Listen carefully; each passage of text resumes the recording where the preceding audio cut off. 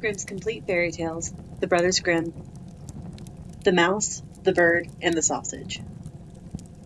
Once upon a time, a mouse, a bird, and a sausage became companions, kept house together, lived well and happily with each other, and wonderfully increased their possessions. The bird's work was to fly every day into the forest and bring back wood. The mouse had to carry water and light the fire and lay the table, but the sausage had to cook. He who is too well off is always longing for something new. One day, therefore, the bird met with another bird on the way, to whom it related its excellent circumstances and boasted of them. The other bird, however, called it a poor simpleton for his hard work, but said that the two at home had good times.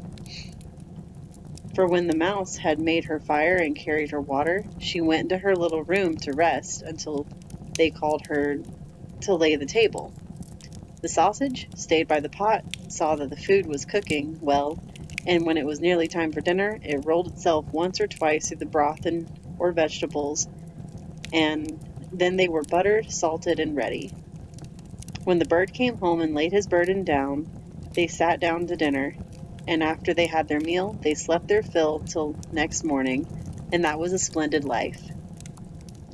Next day, the bird, prompted by the other bird, would go no more into the wood, saying that he had been servant long enough, and had been made a fool by them, and that they must change about for once, and try to arrange it another way. And though the mouse and the sausage also begged most earnestly, the bird would have his way, and said it must be tried. They drew lots about it, and the lot fell on the sausage, who was to carry wood, and the mouse became cook, and the bird was to fetch water. What happened? The little sausage went out towards the wood, the little bird lighted the fire, and the mouse stayed by the pot and waited alone until little sausage came home and brought wood for the next day. But the little sausage stayed so long on the road that they both feared something was amiss, and the bird flew out a little way in the air to meet it. Not far off, however, it met a dog on the road who had fallen on the poor sausage as lawful booty, and had seized and swallowed it. The bird charged the dog with an act of barefaced robbery, but it was in vain to speak, for the dog said he had found forged letters on the sausage, a capital offense. The bird sadly took up the wood, flew home, and related what he had seen and heard. They were much troubled, but agreed to do their best and remain together.